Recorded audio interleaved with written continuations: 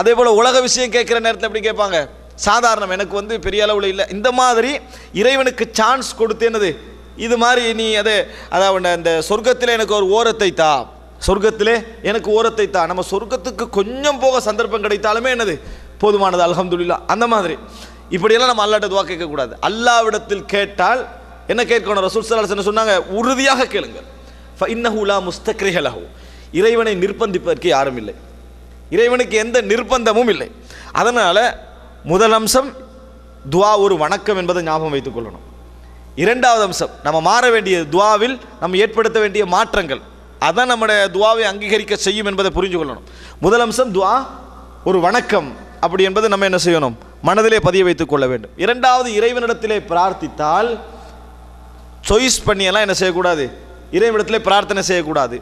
உறுதியாக இறைவனிடத்தில் நீ தான் தர வேண்டும், நீ தராது விட்டால் எனக்கு தருவதற்கு வேறு யாரும் இல்லை அப்படின்னு இறைவனிடத்தில் என்ன செய்ய வேண்டும்? பிரார்த்தனை செய்ய வேண்டும். உறுதி, அஸிமில் மஸ்அலா. ரசூல் ஸல்லல்லாஹு அலைஹி வஸல்லம் ஃபல்லிய அஸிமில் மஸ்அலா, இறைவனிடத்தில் துஆ கேட்டால் உறுதியாக கேட்கட்டும், தந்துதான் ஆக வேண்டும், உன்னல்லாதவரை நான் தேடி செல்ல முடியாது என்று நம்ம என்ன செய்யணும்? பிரார்த்திக்க வேண்டும். இரண்டு சாய்ஸ் எல்லாம் கொடுத்து என்ன செய்யக்கூடாது? பிரார்த்திக்க கூட. மனதில் எது ஆசைப்படுகிறதோ அது ஹலாலாக இருந்தால் என்ன செய்யலாம்? அதை உறுதியாக இறைவனிடத்தில் என்ன செய்யலாம்? கேட்கலாம். இறைவன் வந்து யோசித்து இதை கொடுக்கலாமா இல்லையா என்ற மாதிரியான எந்த நிலைமை இறைவனுக்கு இல்லை என்பதை நம்ம என்ன செய்ய வேண்டும்? புரிந்து கொள்ள வேண்டும். மூன்றாவதாக சகோதரர்களே, எப்பொழுதும் பிரார்த்தனையை நாம் அவசரப்படக்கூடாது. பிரார்த்தனையில் நாம் அவசரப்படக்கூடாது. ரசூல் ஸல்லல்லாஹு அலைஹி வஸல்லம் சொன்னார்கள், நிறைய பேருடைய துஆ ஏன் அங்கீகரிக்கப்படுவதில்லை என்று சொன்னால், தஅவுது ஃபலம் யுஸ்தஜப்லி, இப்படி சொல்லுவதுதான். நான் பிரார்த்தித்தேன் எனக்கு பதில் கிடைக்கவில்லை. இதுதான் நிறைய பேருடைய துஆக்கள் அங்கீகரிக்கப்படாமல் இருப்பதற்கான காரணம் என ரசூலுல்லாஹி ஸல்லல்லாஹு அலைஹி வஸல்லம் அவர்களே சொன்னார்கள்.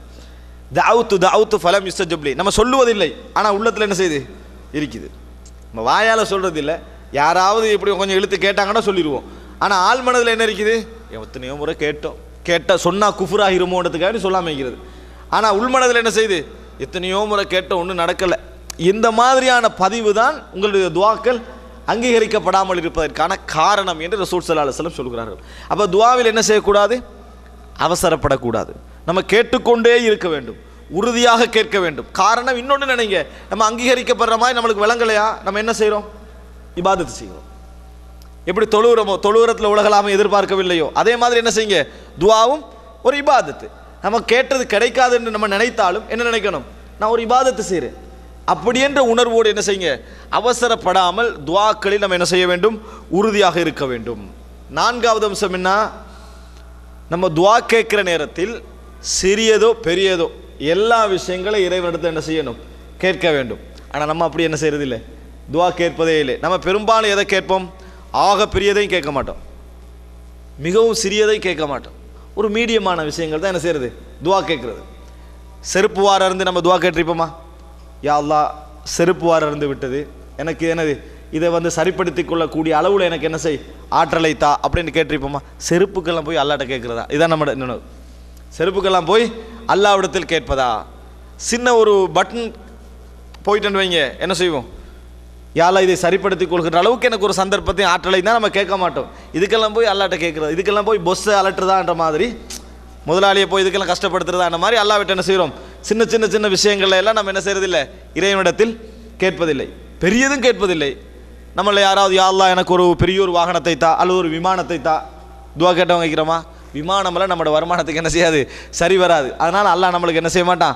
தரமாட்டான். நம்மளோட வருமானத்துக்கு ஏற்ற மாதிரி தான் அல்லாஹ்வுடைய துஆவும் என்ன செய்யப்படும்?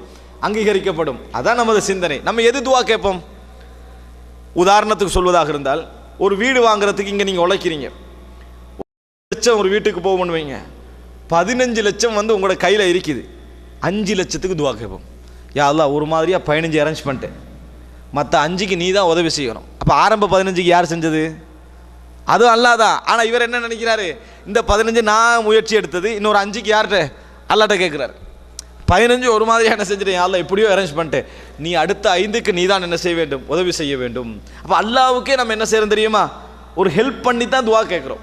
15 நான் கேட்குறேன், நம்ம ஒரு வசதி படைத்தவட்ட கேட்குற மாதிரி தான் நல்லாட்ட கேட்குறோம். ஒரு வசதி படைத்த உதவி கேட்க போகிறீங்க, என்ன சொல்லுவீங்க? எல்லாம் செஞ்சுட்டேன், எல்லாம் அரேஞ்ச் பண்ணிட்டேன், எல்லாமே முடிஞ்சுது. ஆனால் ஒரே ஒரு பிரச்சனை, ஒரு 5 லட்சம் மட்டும் தான் என்ன செய்யுது? குறைபாடாக இருக்குது. இது மாதிரி யார்கிட்ட கேட்குறோம்? இறைவனிடத்தில் கேட்குறோம். அல்லாஹ் அங்கீகரிப்பானா? அல்லாஹ்வை சரியாக மதிச்சோமா? அல்லாஹ் தாலாவை நம்ம சரியாக மதிக்கவே இல்லை. அப்போ எப்படி துவா அங்கீகரிக்கப்படும்? அப்போ நமது துவாவுடைய பார்வை பிழை. நமது துவாவுடைய பார்வை பிழையாக இருப்பது நிச்சயமாக நம்மளுக்கு என்ன செய்கிறது தெரிகிறது. அப்போ அல்லாஹ்விடத்தில் கேட்கிறது பொழுது சிறிதோ பெரிதோ யார் நம்மளுக்கு எல்லா விஷயத்தையும் செய்ய வேண்டும்? அல்லாஹ் தான். ஒன்றை புரிந்து கொள்ளுங்கள், எமது எண்ணங்களில் ஏற்படுகின்ற நல்ல மாற்றங்கள், தீய மாற்றங்கள், எமது வாழ்க்கையில் ஏற்படுகின்ற நலவு கெடுதிகள், எமது செயல்பாடுகள், எமது சொல்லிலே ஏற்படுகின்ற நலவு கெடுதிகள் எல்லாவற்றிலும் நம்ம துவா கேட்டோமோ இல்லையோ அதற்குரிய விஷயங்களை அங்கீகரித்து செயல்படுத்தி கொண்டிருப்பவன் யார்? அல்லாஹ் தாலா. சிலதை நம்ம கேட்காமலே அல்லாஹ் தாலா தருகிறான், சிலதை கேட்பதை அல்லாஹ் எதிர்பார்க்கிறான். அவ்வளவுதான். இல்லை என்றால் கேட்காமல் நிறைய விஷயங்களை இறைவன் எங்களுக்கு செய்து கொண்டிருக்கிறான். அப்போ நம்ம எந்த துவாவுமே கேட்காம எங்கள்கிட்ட ஒரு 15 லட்சம் இறஞ்சாகுதுன்னு சொன்னால் உங்களோட எண்ணத்தை இறைவன் கபூலாக்கிறான்னு அர்த்தம். நீங்கள் பிரார்த்தனையே செய்யாமல் அல்லாஹ் தாலா என்ன செஞ்சுட்டான்? உங்களுக்கு நிறைவேற்றி தந்துட்டான்னு அர்த்தம். புரிந்து கொள்ள வேண்டும். அப்போ அல்லாஹ் தாலாவிடத்தில் துவா அங்கீகரிக்கப்படுகின்ற விகிதாசாரம் ஆளுக்கால் வேறுபடும். உங்களோட நம்பிக்கை கேட்பதான் இறைவன் என்ன செய்வான்? ரசூலுல்லாஹ் சொன்னாங்க, ஆனால் இந்த லன்னி அபதி, எனது அடியானுடைய எண்ணத்துக்கு கேட்பதான் நான் இருக்கிறேன். நீங்கள் இறைவனை எந்த அளவுக்கு நம்புறீங்களோ அந்த கேட்பதான் என்ன செய்யலாம்? இறைவன் இருக்கிறான். ரசூல் ஸல்லல்லாஹு அலைஹி வஸல்லம் சொன்னார்கள், இன்ன மின்கும் லரிஜாலன், உங்களில் சில மனிதர்கள் இருக்கிறார்கள், லவ் சஅலூக்கும் தீனாரன் அவ் திர்ஹமன் லம் துஅதுஹும், தீனாரையோ திர்ஹத்தையோ உங்களிடத்தில் கேட்டால் நீங்கள் கொடுக்க மாட்டீர்கள். அந்த மாதிரி அவங்க லோ கிளாஸ் நீங்கள் நினைப்பீர்கள். இப்போ வல்லாஹி, அல்லாஹ்வின் மீது ஆணையாக, லவ் சஅலுல்லாஹல் ஜன்னத லஅதாஹும், அல்லாஹ்விடத்தில் சொர்க்கத்தை கேட்டாலும் அல்லாஹ் அவர்களுக்கு கொடுத்து விடுவார். அப்படிப்பட்ட மனிதர்கள் உங்களிலே என்ன செய்கிறார்கள்? இருக்கிறார்கள். ருப்ப அஷ்அத மத்ஃபூஉம் பில் அப்வாபி லவ் அக்ஸம அலல்லாஹி லஅபர்ரஹ், எத்தனையோ மனிதர்கள் பரட்டை தலையோடு செருப்பு இல்லாமலும் வீதிகளில் தெரிந்து கொண்டிருக்கக்கூடியவர்கள், நீங்கள் உங்கள் கதவை தட்டினால் நீங்களே அவர்கள் முகத்திலேயே என்னது கதவை சாத்தக்கூடிய தரத்திலே இருக்கக்கூடியவர்கள், சத்தியம் பண்ணினால் இறைவன் அதை நிறைவேற்றி கொடுப்பான் என ரசூலுல்லாஹி ஸல்லல்லாஹு அலைஹி வஸல்லம் என்ன செய்தார்கள்? சொன்னார்கள். யார் இவர்கள்? அப்போ எந்த இடத்தால் அவர்கள் உயர்ந்தார்கள்? எங்களிடத்திலே அந்தஸ்து இல்லாமல் எந்த இடத்தில் அவர்கள் உயர்ந்தார்கள் நீங்கள் புரிஞ்சு கொள்ளணுமா இல்லையா? இப்போ நல்ல முறையில் மனதிலே பதிய வைத்துக் கொள்ளுங்கள். எமது வாழ்க்கையில் நடக்கக்கூடிய எல்லா ஹைரும், நம்ம காஃபிராக இருக்கக்கூடியவர்களாக இருந்தாலும் சரி, முஸ்லீமாக இருக்கக்கூடியவர்களாக இருந்தாலும் சரி, நடக்கக்கூடிய நல்ல மாற்றங்கள், எமது வாழ்க்கையில் நடக்கக்கூடிய எதுவாக இருந்தாலும் எல்லாத்துக்கும் யார் காரணம்? அல்லாஹ் ரப்புல் ஆலமீன் தான். அல்லாஹ் தான் அதை கபூல் செய்து நிறைவேற்றுகிறான். ஆனால் எல்லா விஷயங்களிலும் இறைவன் தானாக என்ன செய்வதில்லை?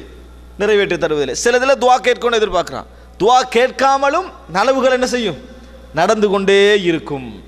அதுக்கு நன்றியை எதிர்பார்ப்பான். இதுக்கு துவாவை இறைவன் என்ன செய்கிறான்? எதிர்பார்க்கிறான். இதுதான் நம்ம புரிஞ்சு கொள்ள வேண்டிய விஷயம். அதனால் சிறிதோ பெரிதோ என்ன பழக்கம் இருக்கணும்? துவா கேட்க வேண்டிய ஒரு பழக்கம் இருக்க வேண்டும். சுலைமான் அலைஹிஸ்ஸலாம் கேட்ட துவா வருமானத்துக்கு ஒத்துவார துவாவா? என்ன துவா கேட்டார்கள்?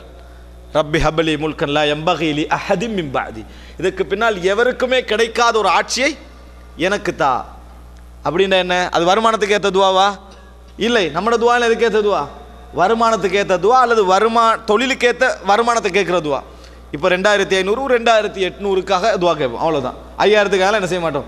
துவா கேட்க மாட்டோம். ஏன்? அல்லாஹ் நினைச்சாலும் பொஸ்ஸை மாற்றலான்னு மனசில் சொல்லுது. அதனால் நம்ம கேட்கறது இல்லை. நாங்கள் மாற்றங்கள் இறைவனது கையிலிருந்து தான் ஏற்படுகின்றன என்ற நம்பிக்கை நம்மிடத்தில் இல்லை. நமது சூழலுக்கு ஏற்பதான் இறைவன் என்ன செய்கிறான்? மாற்றிக்கொண்டிருக்கிறான் நம்பிக்கை தான் நமக்கு இருக்குது. இப்போ புரிந்து கொள்ள வேண்டும், நபிமார்களுடைய துவாக்கள் கபூலாக்கப்பட்டதெல்லாம் இந்த இடத்துல தான். கடலுக்கு முன்னால் மூசா அலைஹிஸ்ஸலாம் நிற்கிற நேரத்தில் அவரை நம்பி வந்த கூட்டம் என்ன சொல்லிச்சு? கால அஸ்ஹாபு மூசா இன்னா லமுத்ரகூன், நாங்கள் அகப்பட்டு கொண்டோம் என்று சொன்னாங்க. மூசா அலைஹிஸ்ஸலாம் என்ன சொன்னாங்க? உங்களை நம்பி நான் வரல. அதுதான் மறைமுகமாக சொன்னார்கள். என்ன சொன்னார்கள்? கல்லா இன்ன மஅய ரப்பி சயஹ்தீன், என்னோடு எனது இறைவன் இருக்கிறான், அவன் எனக்கு வழிகாட்டுவான். அப்போ அல்லாஹ் தஆலா கம்பை எடுத்து என்ன செய்யறான்? அதில் அடி என்று சொல்கிறான். மூசா என்ன செஞ்சாங்க? அடித்தார்கள். கடல் பிளக்குமா என்று அவர் யோசிக்கவில்லை. அடிக்க சொன்னது இறைவன் என்பதை மட்டும்தான் என்ன செஞ்சார்? அவர் யோசித்தார். நெருப்பில் போடப்படுகிற நேரத்தில் இப்ராஹிம் அலைஹிஸ்ஸலாம் இடத்துல இருந்த நம்பிக்கை, தரையில் கப்பல் கட்டுகிற நேரத்தில் நூஹ் அலைஹிஸ்ஸலாம் இடத்துல இருந்த நம்பிக்கை, அப்போ எல்லாம் யோசிச்சு பாருங்க. ஜக்கரியா அலைஹிஸ்ஸலாம் இடத்தில் அந்த வயது போன காலத்தில் இருந்த நம்பிக்கை, இதெல்லாம் எதை காட்டுகிறது? சிறிது பெரிது என்பதல்ல, எமக்கு வழங்குகின்றவனுடைய தரம் என்ன? அவன் யாரு? அவன் தான் எல்லாவற்றையும் படைத்தவன். இயற்கை என்கின்ற ஒரு சூழலை அவன் தான் ஏற்படுத்தியவன். நினைத்தால் அதை தலைகீழா என்ன செய்வான்? மாற்றுவான் என்கின்ற நம்பிக்கையோடு பிரார்த்தனை இருக்க வேண்டும். சிறிது பெரிது என்பது இருக்கக்கூடாது. துவா என்பது வணக்கம். அந்த துவாவுடைய விஷயத்தில் இறைவனிடத்தில் கேட்கிற நேரத்தில் நாங்கள் தேர்வு கொடுக்காமல் உறுதியாக என்ன செய்ய வேண்டும்? கேட்க வேண்டும். அவசரப்படக்கூடாது. சிறிதோ பெரிதோ எதுவாக இருந்தாலும் இறைவன் என்ன செய்ய வேண்டும்? இறைவன் தான் எனக்கு நிறைவேற்றி தர வேண்டும் என்கின்ற அந்த நம்பிக்கை இருக்க வேண்டும். சில வேளைகளை நமக்கு கண் முன்னால் விளங்கலாம். என்ன விளங்குது? நம்ம வந்து அதாவது செருப்பு வாரம் இருந்தால் நாங்களே செய்து கொள்கிறோம், இதுக்கு நம்ம துவா எல்லாம் என்ன செய்யலை, கேட்கல, அப்படியெல்லாம் நம்ம நினைக்கலாம். ஆனால் இறைவன் என்ன செய்கிறான்? அதையெல்லாம் நம்மளுக்கு நடத்தி வைக்கிறான் என்பதை ஒரு செகண்டுடைய நிகழ்வை வைத்து நம்ம என்ன செய்ய வேண்டும், புரிந்து கொள்ள வேண்டும். ஒரு செகண்டில் நாம் செய்கின்ற வேலையும் ஒரு தேனி செய்கின்ற வேலையும் வித்தியாசம். அது மைக்ரோ செகண்ட்களாக என்ன செய்கிறது, வேலை செய்கிறது. நம்ம ஒரு செகண்டில் செய்கின்ற ஒரு வேலையை விட அதிகமாக அதுக்கு என்ன செய்யுது, வேலை செய்யுது. அப்போ அல்லாஹ்வுடைய பிரார்த்தனை என்பது நமக்கு நேரத்துடைய பரக்கத்தையும் என்ன செய்யும், ஏற்படுத்தி தரும் என்பதை நம்ம மனதிலே பதிய வைத்துக் கொள்ள வேண்டும். அன்புள்ள சகோதரர்களே, இது நான் சொன்னதெல்லாம் முதல் 2 பகுதிகள். வணக்கம் என்ற ஒரு பகுதி, கடைசியாக சொன்ன 3 2வது பகுதிகள். இப்போ 3வது அங்கம், இதுதான் மிக முக்கியமான விஷயம். இப்போ நான் சொன்னது ஏற்கனவே சொன்னவைகள் கூட நீங்கள் கொஞ்சம் அதாவது விரிவாக நிறைய கேட்டிருப்பீர்கள். ஆனால் இப்பொழுது சொல்லுகின்ற விஷயத்தை மனதிலே அவதானமாக வைத்துக் கொள்ளுங்கள். ஏன் நம்ம வந்து துவாவில் கூடுதலாக ஈடுபடுகிறோம் இல்லை தெரியுமா? இவ்வளவு நம்மளுக்கு தெரியுது, அல்லாஹ் தான் இந்த உலகத்தை இயக்குறான் என்பதுதான் எமது ஆழ்மனது நம்பிக்கை. இருந்தும் பிரார்த்தனை விஷயத்தை நம்புவதை விட நமக்கு நம்மளுக்கு வாக்களிக்கின்ற மனிதர்களை நம்புவதுதான் நம்மளுக்கு அதிகம். நமது நமக்கு தொழில் தந்தவர்களை நம்புகின்றவது தான் நமக்கு அதிகம். நமது பணக்கார உறவினர்களை நம்புவது தான் அதிகம். நமக்கு தன்னம்பிக்கை ஊட்டக்கூடிய நண்பனை நம்புவது தான் அதிகம். நம்பிக்கை அவர்களோடு இருக்க வேண்டும், அப்பதான் வாழ்க்கை போகும். அவர்களை விட அதிகமாக யாரில் இருக்கணும், இறைவனிடத்தில் இருக்க வேண்டும். ஆனால் ஒப்பீட்டளவில் நம்மளுக்கு என்னது, அது குறைவு. என்ன காரணம்? ஏன் நாம் துவாவில் லயித்து ஈடுபடுவது கிடையாது? உங்கள் மனது வந்து இறைவனை நினைக்கின்ற பொழுது கண் கலங்குவது ஏன் கிடையாது? என்ன காரணம்? எப்பொழுதுதான் நம்ம இதில் யோசிச்சோமா? அன்புள்ள சகோதரர்களே, நான் திருப்பி ஏதை ஏன் சொல்லுகிறேன் என்றால், எல்லா விதமான வருமானமும் பொருளாதாரமும் கிடைப்பதற்குரிய வாய்ப்பு ஒருவன் வாக்களிக்கிறான். நான் உனக்கு எல்லாவற்றையும் தருகிறேன் என்கிட்ட கேள் என்றான். இப்படி ஒரு வழி எங்களுக்கு இருக்குது. இதை விட்டு விட்டு வழி இல்லையே நம்ம வேறொரு பகுதியில் தேடுறோம்னா நம்பிக்கையில் என்ன அர்த்தம்? நமது மனதில் ஆழ்மன நம்பிக்கையிலேன்னு அர்த்தம். அப்போ இந்த பிரச்சனைகளை யோசிக்க வேண்டும் என்பதற்காகத்தான் முக்கியமான 4 விஷயங்களை நான் உங்களிடத்தில் சொல்கிறேன். முதல் அம்சம் சகோதரர்களே, நிறைய பேருக்கு ஏன் கேட்க வேண்டும் என்று தெரியாது. அல்லது மறுபடி சொல்வதாக இருந்தால், தெரிந்தவனிடத்தில் ஏன் திருப்பி சொல்ல வேண்டும்? நம்ம துவா கேட்கக்குள்ளே நம்ம மனசில் என்ன வரும் தெரியுமா? அல்லாஹ்வுக்கு தான் எல்லாமே தெரியுமே, என்னை விட எனது பிரச்சனை யாருக்கு தெரியும்? அல்லாஹ்வுக்கு தெரியும். அதனால் துவா கேட்குறவங்க கூட என்ன செய்வாங்கடா, யா அல்லாஹ் என்ன பிரச்சனை உனக்கு தெரியும், அதை என்ன செய், நிறைவேற்றி வை, முடிஞ்சுது. இப்படி என்ன செய்கிறாங்க? அவங்களுக்கு வந்து இது ஏன் கேட்க வேண்டும் என்றே தெரியாமல் இருக்குது.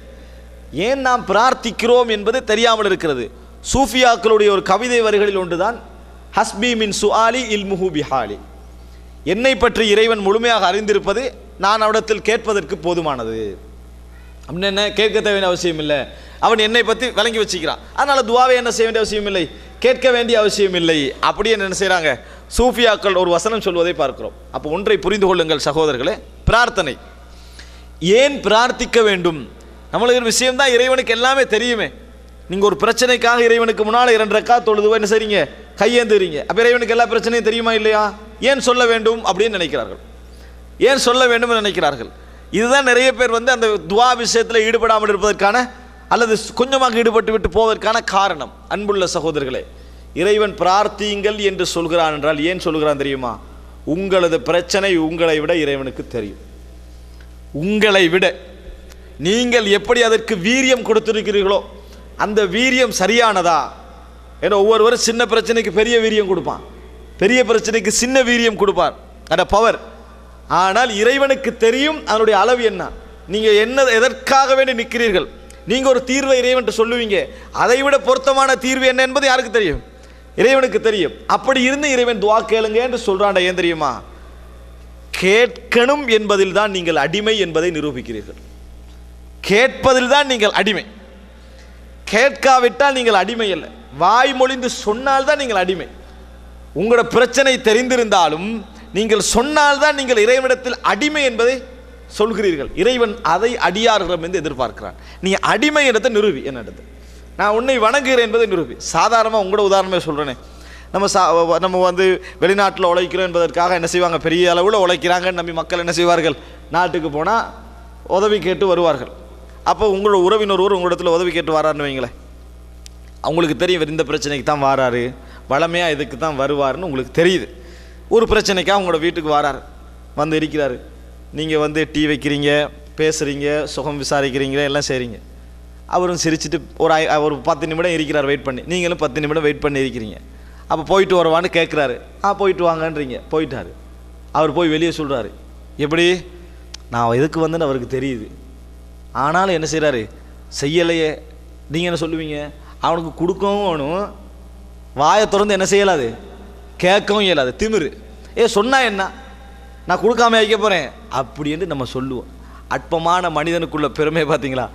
அவன் இதுக்கு தான் வந்தான்னு தெரியுது, ஆனால் வாயை திறந்து சொல்ல வேண்டும் என்று எதிர்பார்ப்போம். ஒவ்வொரு முதலாளியும் எதிர்பார்ப்பது தான், இவனுக்கு சம்பளம் கூட்டி கொடுக்க வேண்டும், இவன் இப்போ சரியான ரேட்டில் 2 வருஷம் வேலை செஞ்சுட்டான், இவனுக்கு 500 கூடணும். ஆனால் கேட்காட்டி என்ன செய்வான், அப்படியே இருந்துருவான். அவன் வாயை திறந்து கேட்டால் தான், அவனுக்கு தெரியாமலாம் இல்லை, தெரியும், கேட்டால் தான் அதை என்ன செய்யும், சரி அப்படின்ட்டு இது விழும். அது உலகத்தில் ஒரு இயல்பு. அற்பமான மனிதனுடைய எதிர்பார்ப்பை பார்த்தீங்களா? அவன் அதுக்கு தகுதியே இல்லை அந்த எதிர்பார்ப்புக்கு, ஆனால் அவன் அப்படி எதிர்பார்க்கிறான். அப்படியாக இருந்தால் ரப்புல் ஆலமீன் பெருமைக்கு உரியவன். அல்லாஹு தாலா என்னது, பெருமைக்கு உரியவன். அல்லாஹு தாலா பெருமையை விரும்புகிறான். ரசூலுல்லாஹி ஸல்லல்லாஹு அலைஹி வஸல்லம். காரணம் என்ன? அவன் சிறுமை இல்லாதவன். இந்த உலகத்தில் எவராக இருந்தாலும் என்ன, அவன்கிட்ட சிறுமை இருக்குது. என்னதான் பெருமை அடிச்சிட்டாலும் சிறுமை என்ற ஒரு பகுதி இருக்குது, பலகீனம் இருக்குது. பலகீனமே இல்லாதவன் யாரு? அல்லாஹ். அல்லாஹு அக்பர். கிபிரி என்ற சொல்லி தான் அக்பர் என்று சொல்றோம். லஹுல் கிபிரியா, பெருமை யாருக்கு? இறைவன். அவன் பெருமையை நிறைய விரும்பக்கூடியவன். அதை புரிஞ்சுக்கோங்க. இறைவன் பெருமைப்படுத்துவதை விரும்பக்கூடியவன். உங்கள் பெருமை அவனை வந்து சந்தோஷப்படுத்த அப்படியெல்லாம் அர்த்தம் அல்ல. நீங்க அடிமை என்பதை நிரூபிக்கணும், அவ்வளவுதான். இறைவன் அதனால்தான் தனது அடியார்களில் வந்து ஒவ்வொருத்தருக்கும் நபி என்று பட்டம் கொடுத்திருப்பான், ரசூல் என்று பட்டம் கொடுத்திருப்பான், வலி என்று பட்டம் கொடுத்திருப்பான். அதில் உச்சகட்ட பட்டம் என்ன தெரியுமா? அப்து, அடிமை. அல்லாஹு தாலா உயர்ந்த இடத்துல ஒருவரை பாராட்டுகிற இடத்துல அப்துன்னு தான் பாராட்டுவான். அஷ்ஹது அன்ன முஹம்மதன் அப்துஹு வ ரசூலுஹு. ரசூலுஹு அப்துஹு அல்ல, முதல்ல என்ன, அப்துஹு வ ரசூலுஹு. அவன் இறைவனது அடிமை. அப்படின்னா என்ன, வேற எதுக்கும் அவன் அடிமை இல்லை. அதான் அது. பணத்துக்கு அடிமை இல்லை, உலக ஆசைகளுக்கு அடிமை இல்லை, பதவிக்கு அடிமை இல்லை. யார் அடிமை? இறைவனுக்குரிய அடிமை. அல்லாஹ் தஆலா ஒரு இடத்துல யூஸ் பண்ண எப்படி, வ இபாதுர் ரஹ்மான். இறைவனது அடிமைகள் எப்படி இருப்பார்கள் தெரியுமா?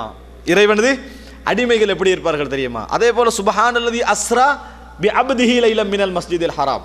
அல்லாஹ் தஆலா இஸ்ரா, மக்காவிலிருந்து ஹரத்துக்கு அழைத்து சென்ற, இந்த பைத்துல் மக்திஸுக்கு அழைத்து சென்றானே, அதை சொல்ற நேரத்தில் முகமது என்று சொல்லாம, நபி என்று சொல்லாம, சுப்ஹானல்லதி அஸ்ரா பி அப்திஹி, தனது அடியானை அழைத்து சென்ற.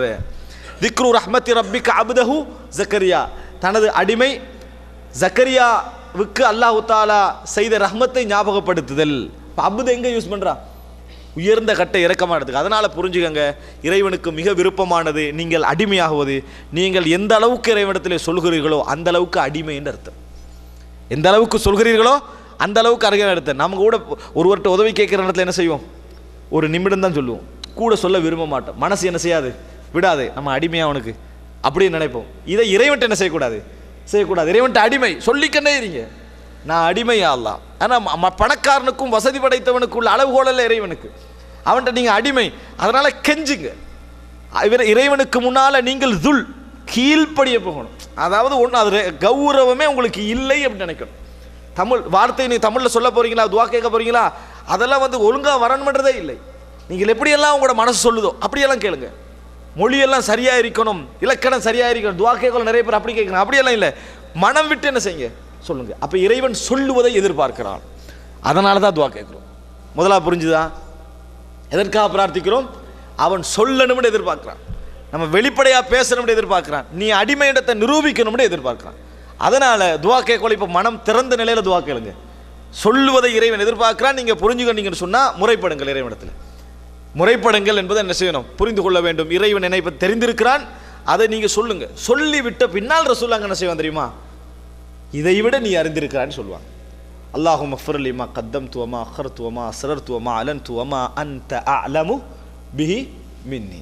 அல்லாஹும்ம ஃபிர் லி மா கத்தம்து, யால நான் முற்படுத்தியவைகள், பிற்படுத்தியவைகள், பகிரங்கப்படுத்தியவைகள், ரகசியமாக செய்தவைகள் எல்லாவற்றையும் மன்னிப்பாயாக. எதை என்னை விட நீ அறிந்து வைத்திருக்கிறாயோ அவைகளையும் மன்னி தருள்வாயாக. என்னை விட நீ கூட தெரிஞ்சு வச்சுக்கிறாய். ஆனால் முதல்ல சொல்லிடணும். என்னால் முடிஞ்ச அளவுக்கு என்ன செய்திடணும், சொல்லிடணும். சொல்லின பின்னால் தான் என்ன செய்யணும், யா அல்லாஹ் இதை விட நீ அறிந்து வைத்திருக்கிறாய் என்பதை நம்ம சொல்லணும். இப்போ முதல் அம்சம் இதை நம்ம புரிஞ்சோம் என்று சொன்னால் நமக்கு துஆவுடைய இதுக்கு தடங்களாக இருக்கக்கூடிய ஒரு அம்சம் என்ன செய்துவிடும், நம்மை விட்டு போய்விடும். இரண்டாவது அம்சத்தை பாருங்க. சரி, நம்ம முறைப்பட்டுட்டோம். ஆனால் திருப்பி திருப்பி ஏன் முறைப்பட வேண்டும்? ஒரு முறை சொல்கிறோம், மனம் உருகி சொல்கிறோம், ஆனால் நம்மளுக்கு என்னது கபூலாகின மாதிரியான எந்த சூழல் நம்மளுக்கு விளங்கலை. இரண்டாம் முறை சொல்கிறோம், 3, 4, 5 முறை சொல்கிறோம். பிரயாணத்தில் இருக்கிற துவா கேட்குறோம், சுஜூதில் கேட்குறோம், இன்னும் உள்ள என்னென்ன இடங்கள் இருக்கிறதோ அங்கெல்லாம் துவா கேட்குறோம். திருப்பி திருப்பி ஏன் சொல்ல வேண்டும்? இது நிறைய பேருடைய ஒரு சந்தேகம். இறைவன் நம்ம அடிமையை நிரூபிச்சிட்டோம், திருப்பி திருப்பி ஏன் சொல்ல வேண்டும்? இந்த திருப்பி திருப்பி ஏன் சொல்ல வேண்டும் என்கின்ற உங்களோட கேள்வி வருதே, இங்கேயே நீங்கள் முழுமையாக இன்னும் அடிமையாகலைன்னு அர்த்தம். அதை புரிஞ்சுங்க. இந்த கேள்வி நம்மளோட உள்ளத்தில் எஞ்சிருக்கு பார்த்தீங்களா, அடிமையாகலைன்னு அர்த்தம். நாங்களே என்ன செய்கிறோம்னு பாருங்கள். மனைவி நாட்டில் இருந்து அல்லது வீட்டில் இருந்து ஒரு கோல் அடிக்கிறாங்க, நம்மளுக்கு ஒரு விஷயத்தை எத்தி வைக்கிறாங்க, நம்மளுக்கு இந்த ட்ரெஸ் தேவை. முதலாவது தடவையில் வாங்கி கொடுத்த கணவன்மார்கள் 10% கூட என்ன செய்ய மாட்டாங்க, எரிக்க மாட்டாங்க. இரண்டாவது முறை அந்த நான் நேற்று சொன்ன ஞாபகம் இருக்குது, போயிடுவோம், ஞாபகம் இருக்காது. இதே தான் யாருக்கு மெயின்டைன் பண்ணுவோம்? பிள்ளைகளுக்கும். இது வேணும்னு சொல்லுவோம், எப்போ வேணும், சரி விட்டாச்சு. இப்படி ஒரு 2 கிழமை போய் ஒரு நாள் அழுத்தமாக நின்று கொஞ்சம் அதாவது அதிகாரமாக கேட்டவர் தான் கொஞ்சமாவது என்ன செய்யும், சீரியஸாக உள்ளத்தில். அதுக்கு பின்னால் தான் வாங்கி கொடுப்போம். சரி, இதே மாதிரி ஒரு நண்பர் உங்கள்கிட்ட வராரு, எனக்கு ஒரு ட்ரெஸ் வேணுமென்றுவார். ஈவினிங்கே என்ன செஞ்சுருவோம், வாங்கி கொடுத்துருவோம். ஏன் 2 பேர் யார் நீங்கள் கூடுதல் அனுபவிச்சுக்கிறீங்க, நண்பர்கிட்டையா மனைவிட்டையா? மனைவிடத்தில். ஆனால் அவர்களுக்கே லேட் ஆகுது, இவங்களுக்கு உடனே சரிங்க. அன்புள்ள சகோதரர்களே, அவனை நம்ம என்ன நினைக்கிறோம் தெரியுமா, இவங்க திருப்பி போகிறதுக்கு வேறு யாரும் இல்லை, நம்மகிட்ட தான் இவங்க என்ன செய்யணும் கேட்கணும், யார்? மனைவியும் பிள்ளையும். அதனால் கணக்கு எடுக்கிறது இல்லை. இவனை விட்டா இவன் என்ன செஞ்சிருவான், அடுத்த செகண்ட் இவெல்லாம் மனுஷனான்னு என்ன செஞ்சிருவான், போயிடுவான் என்பதற்காக வேண்டி அவனை உடனடியாக என்ன செஞ்சிடுறது, கவனிச்சிடுறது. ஆனால் மனைவிமார் என்ன செய்வாங்க, நீ இவ்வளோ நாள் கேட்டு வாங்கி தரலையா, நான் வேற ஆளை பார்க்குறேன்னு போக மாட்டாங்க, உங்களிடத்துல என்ன செய்வாங்க, கெஞ்சுவார்கள். அதுதான் உங்கள் 2 பேருக்குள்ள அன்பு. உங்கள் 2 பேருக்குள்ள அன்பு என்னது, அதுதான். உங்கள் பிள்ளைக்கு உங்களுக்குள்ள உறவும் அதுதான். அன்புள்ள சகோதரர்களே, யார் நம்மளை விட்டு வேற வழி இல்லை நினைக்கிறோமோ அவர்கிட்ட நம்ம என்ன எதிர்பார்க்குறோம், அலட்சியமாக இருந்து விடுகிறோம். இது மனிதனுடைய சர்வசாதாரணமான மனிதனுடைய எதிர்பார்ப்பு. இறைவன் நம்மிடத்தில் எதிர்பார்க்கிறா என்ன தெரியுமா, உனக்கு என்னை தவிர வேறு யாரும் இல்லை என்பதை நீ ஏற்ற வேண்டும். பிராக்டிக்கலி என்ன செய்யணும், உன் செயல்பாடுகளில் என்னை தவிர வேறு யாரும் இல்லை நீ வாயில முடிஞ்சதல்ல, உன் பிராக்டிக்கலி வழங்கணும். நீங்கள் துவா கேட்குறீங்க 10-20 முறை கேட்டீங்க, ஒரு நாள் உங்களது கவலைகள் எல்லாம் அதிகமாகி சுஜூதில் விழுந்து உன்னை தவிர வேறு யாரும் இல்லை இறைவன் எனக்கு என்று கேட்பீங்களே, அதுதான் இறைவனிடத்தில் உள்ள ஆழ்மனது துவா. நீங்கள் யாரெல்லாம் நான் ஏன் நீ இப்படி செய்கிறாய், உனது எண்ணங்கள் அதாவது உனது வழிமுறை எனக்கு தெரியும், ஆனால் நான் ஒரு பலகீனமான அடியான், எனக்கு நீ என்ன செய், என்னை அவசரமாக கபூல் செய், நான் எதிர்பார்க்குறேன், உன்னை தவிர எனக்கு வேறு வழி இல்லை, நீ திருப்பி எனக்கு கபூலே செய்யாது விட்டாலும் மறுபடி நான் விழ வேண்டியது உனக்கு முன்னால் தான், நான் வேறு எங்கே போவேன், நான் பாவம் செய்திருக்கலாம், நான் அநியாயக்காரனர், ஏன் இந்த உலகத்தில் பாவிகளில் நான் முதலானவனாக இருக்கலாம், உன்னை நீ புறக்கணிச்சா எனக்கு வேறு யாரும் இல்லை. இந்த மாதிரி பிரார்த்திக்கிற நேரத்தில் நம்ம அடிமைத்துவத்தில் என்ன செய்கிறோம், முழுமையடைகிறோம், உபூதியத்தில் முழுமையடைகிறோம். அன்புள்ள சகோதரர்களே, இதுதான் இரண்டாவது விஷயம்.